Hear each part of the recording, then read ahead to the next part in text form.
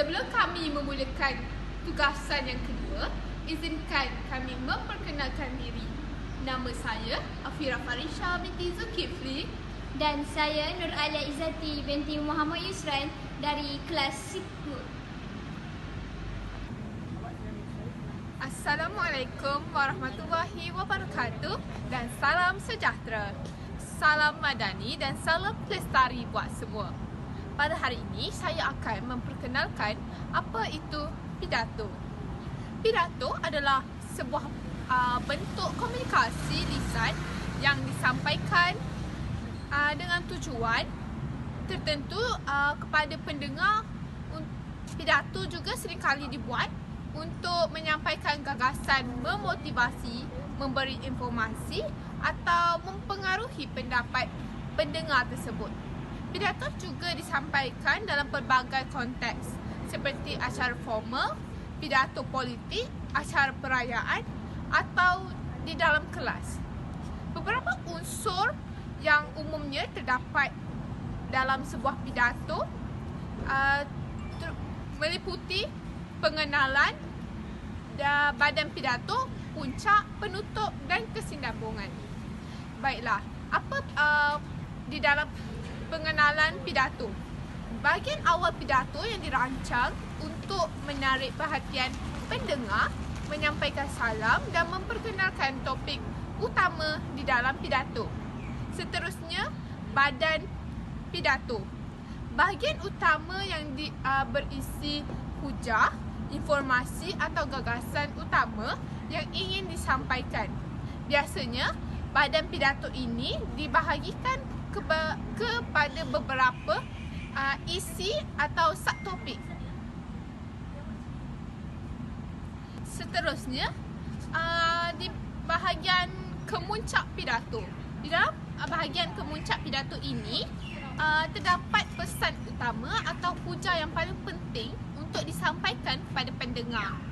Ini adalah bahagian yang dapat momen-momen yang emosional ataupun penyampai ingin menyampaikan pesan yang penting. Akhir sekali iaitu penutup. Pada bahagian akhir pidato ini, dia merangkumi isi-isi utama dan memberi kesimpulan dan meninggalkan kesan yang kuat kepada pendengar. Penutup juga seringkali merangkum ajakan untuk bertindak atau merespon. Kesinambungan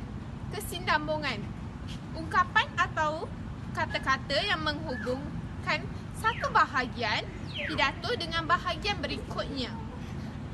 Ia juga memberikan aliran logis pada pidato dan pidato selalunya merupakan alat yang berkesan untuk menyampaikan mesej kepada audiens dan juga memberikan inspirasi kepada pendengar yang mendengarkan pidato tersebut. Baiklah, itu sahaja pengenalan pidato.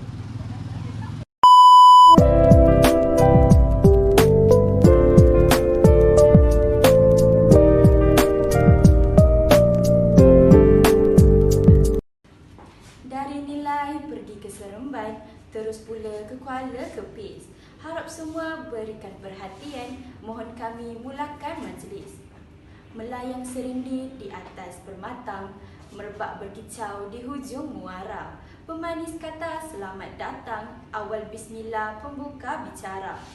Bismillahirrahmanirrahim. Assalamualaikum warahmatullahi wabarakatuh. Selamat pagi dan salam sejahtera. Yang dihormati para hakim yang adil lagi bijaksana, AJK pelaksana, para peserta serta para pelajar yang dikasihi sekalian.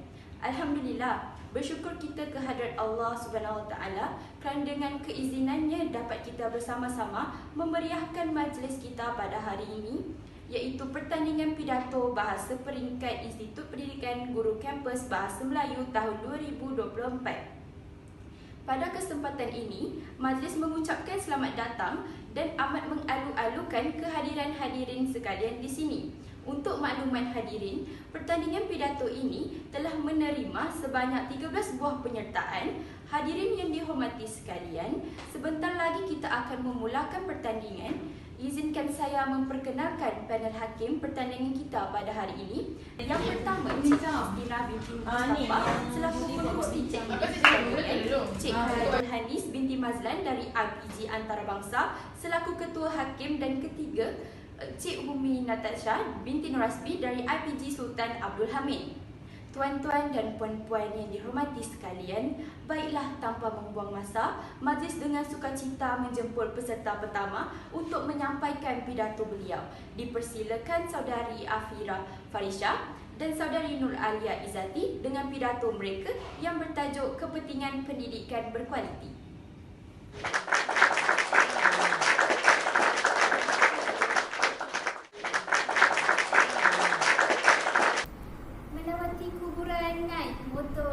Melihat hantu sambil pakaikan bilis.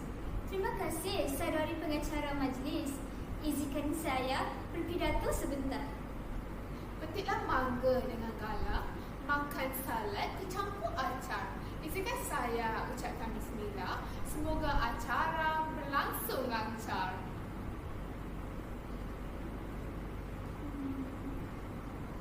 Assalamualaikum warahmatullahi wabarakatuh. Dan salam sejahtera pembuka bicara. Sebelum kami memulakan pidato, izinkan kami memperkenalkan diri. Memakai cincin pemanis diri, cincin berlian diberi sendiri. Saya mohon perkenalkan diri, Afira Farisha nama diberi.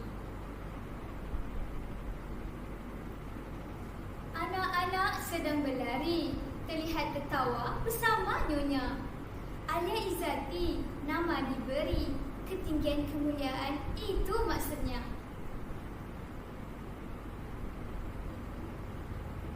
Skalum aspirasi buat pengacara majlis, kombinasi para juri yang arif lagi bijaksana sebagai penegak keadilan, penjaga masa yang budiman, dan seterusnya. Hadirin warga mata yang saya kasih sekalian, berdirinya kami di atas persada indah ini tidak lain tidak bukan kerana ingin menyampaikan sebuah pidato yang bertajuk Pendidikan Berkualiti. Sebelum lancang menuju ke muara, sebelum kita membelah bicara, sebelum isi menyusul hujah, izinkan saya mendefinisikan frasa yang membina tajuk pidato agar hadirin terbuka minda, agar hakim tidak terpinga-pinga dan kami petah berkata-kata. Dalam era globalisasi, penguasaan ilmu dalam pelbagai bidang memang penting dan perlu diberikan perhatian utama. Hal ini dikatakan demikian kerana tuntutan zaman telah membuktikan bahawa ilmu atau pengetahuan akan menjamin kejayaan seseorang itu jika digunakan dengan bijaksana.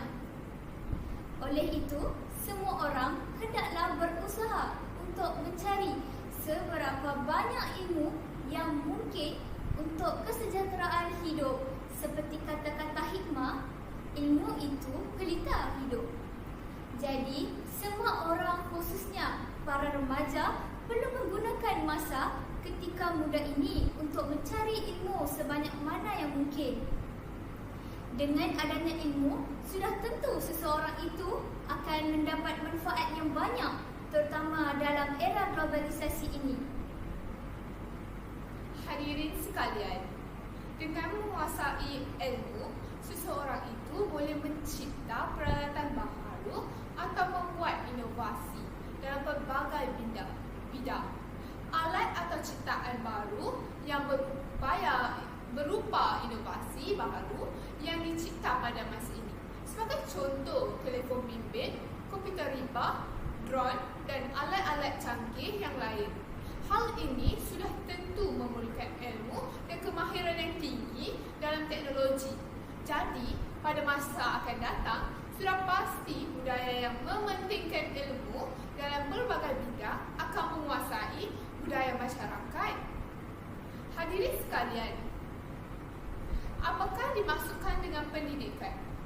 Menurut Profesor Dr. Siddiq Bapa dalam bukunya yang berjudul Pendidikan Rabbani, Pendidikan ialah proses memberikan asas-asuh, pupuk dan bentuk. Para pelajar tidak semata-mata menerima pengetahuan, maklumat dan ilmu. Sebaliknya, diasuh keterampilan cemerlang dari sudut ilmu, peribadi dan akhlak mulia. Proses pendidikan berlaku dalam pelbagai cara seperti pendidikan formal dan pendidikan tidak formal. Tokoh pendidikan Dr. Wan Zahid Nordin pernah berkata bahawa tanpa pendidikan, manusia tidak akan mencapai kesempurnaan dalam kehidupan. Pendidikan adalah satu aspek yang paling penting dalam kehidupan kita. Secara umum, pendidikan adalah proses mengajarkan dan memperoleh pengetahuan, keterampilan dan nilai-nilai yang diperlukan untuk berkembang dan berhasil dalam kehidupan. Namun, pendidikan lebih dari sekadar materi ajar dan pembelajaran di sekolah. Pendidikan adalah proses seumur hidup yang terjadi di mana sahaja dan kapan saja. Melalui pengalaman, pengajaran formal dan informal dan interaksi dengan dunia sekitar kita.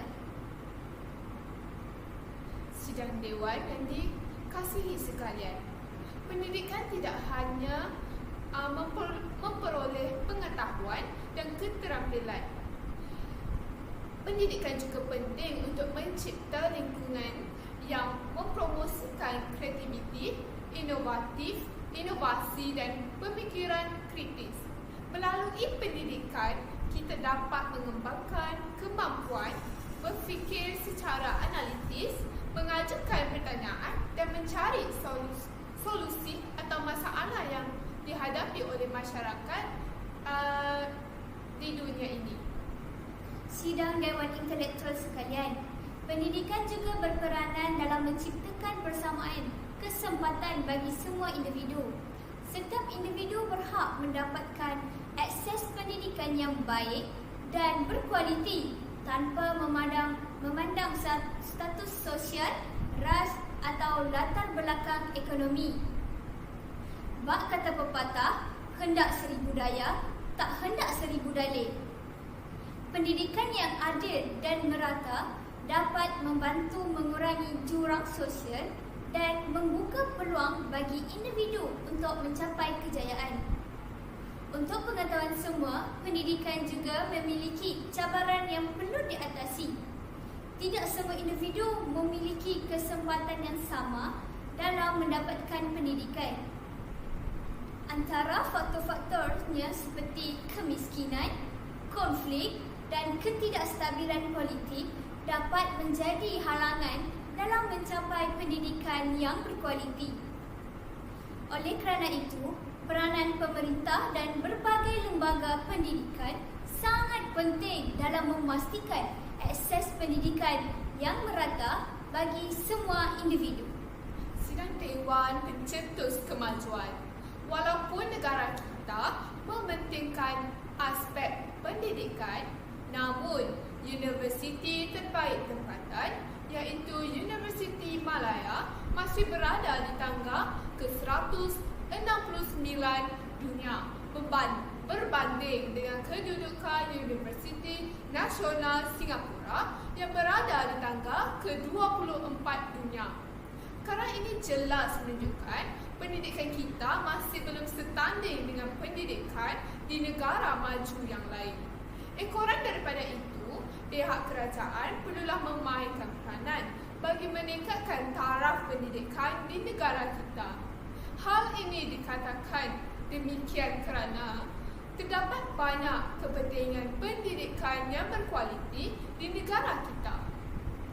Salah satu kepentingan utama pendidikan adalah memberikan akses ke pengetahuan dan informasi. Melalui pendidikan, seseorang dapat belajar tentang berbagai pelajaran termasuk ilmu pengetahuan, matematik, sejarah, bahasa, seni dan banyak lagi. Pengetahuan ini membuka pintu untuk lebih banyak kesempatan dalam kehidupan. Baik itu dalam kerjaya, hubungan sosial atau pemahaman tentang dunia di sekitar kita. Pendidikan berkualiti mampu menjadikan Malaysia sebagai pusat pendidikan serantau. Hal ini demikian kerana hak pendidikan serantau dapat memajukan negara kita setanding dengan negara maju yang lain. Sebagai contoh, beberapa buah universiti penyelidikan di negara kita bertungkus lumus untuk menjalankan penyelidikan dalam pelbagai aspek untuk meningkatkan taraf pendidikan di negara kita. Hasil daripada penyelidikan tersebut, banyak sektor tempatan dapat dimajukan dari semasa ke semasa.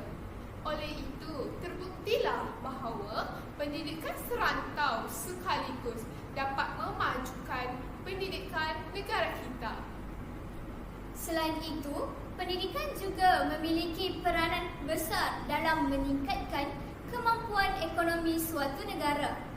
Dengan pendidikan yang baik, seorang akan memiliki lebih banyak kesempatan untuk mendapatkan pekerjaan yang layak.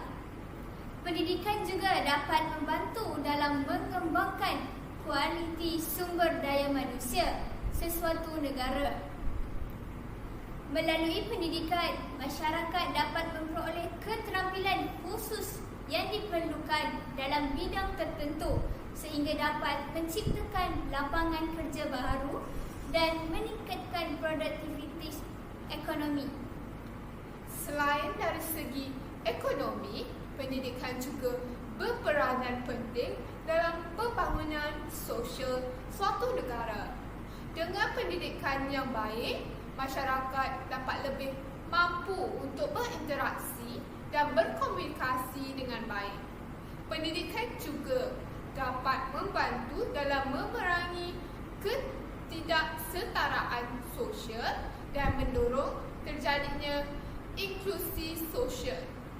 Melalui pendidikan ini, masyarakat dapat memahami pentingnya menghormati perbezaan, menghargai hak asasi manusia serta memerangi diskriminasi. Sidang Dewan yang dimuliakan, di samping itu, pendidikan yang berkualiti dapat menjadikan sesebuah negara itu ditarifkan dan dihormati oleh negara-negara lain. Hal ini demikian kerana pendidikan yang berkualiti mampu menyediakan banyak keperluan yang penting kepada para pelajar untuk belajar. Selain itu, pendidikan yang berkualiti juga berupaya untuk melahirkan banyak pelajar yang cemerlang di mata dunia. Disebabkan hal ini, negara-negara lain tidak mampu bersuara dan mempersoalkan kebolehan serta kemampuan negara tersebut. Oleh itu, jelaslah bahawa pengiktirafan dan penghormatan daripada negara lain dapat diperoleh jika sesebuah negara itu menyediakan taraf pendidikan yang berkualiti. Seterusnya, pendidikan yang berkualiti dapat melahirkan banyak tenaga pakar di negara kita. Pendidikan berkualiti dapat memberikan banyak kemahiran taraf pendidikan yang baik setanding dengan negara-negara yang maju. Sebagai contoh, penyediaan kemudahan dan prasarana yang lengkap berupaya untuk memberikan banyak teknik pengajaran kepada para pelajar. Seterusnya, dapat meningkatkan kemahiran mereka. Melalui kemahiran yang dimiliki, mereka boleh menjadi golongan pakar yang dapat membangunkan sektor di negara kita. Oleh itu, jelaslah bahawa pendidikan berkualiti mampu melahirkan banyak tenaga pakar. Hadirin yang dihormati, pendidikan juga berperanan dalam membentuk kepribadian dan moral seseorang. Melalui pendidikan, individu diperkenalkan kepada nilai-nilai yang penting seperti rasa hormat, toleransi, kerjasama dan integritas. Nilai-nilai ini membantu membentuk pribadi yang bertanggungjawab, berempati dan memberikan kontribusi secara positif dalam masyarakat. Selain manfaat individu, Pendidikan juga penting untuk kemajuan masyarakat dan bangsa. Dengan memiliki warga negara yang terdidik, sebuah negara dapat mengatasi berbagai rentangan dan mencapai kemajuan yang berlanjutan. Pendidikan dapat membantu mengurangi angka kemiskinan, pengangguran dan ketidakserataan sosial. Sebuah masyarakat yang terdidik cenderung memiliki tingkat kehidupan yang lebih tinggi, akses yang lebih baik ke perawatan kesihatan dan kesempatan yang lebih besar untuk berkembang.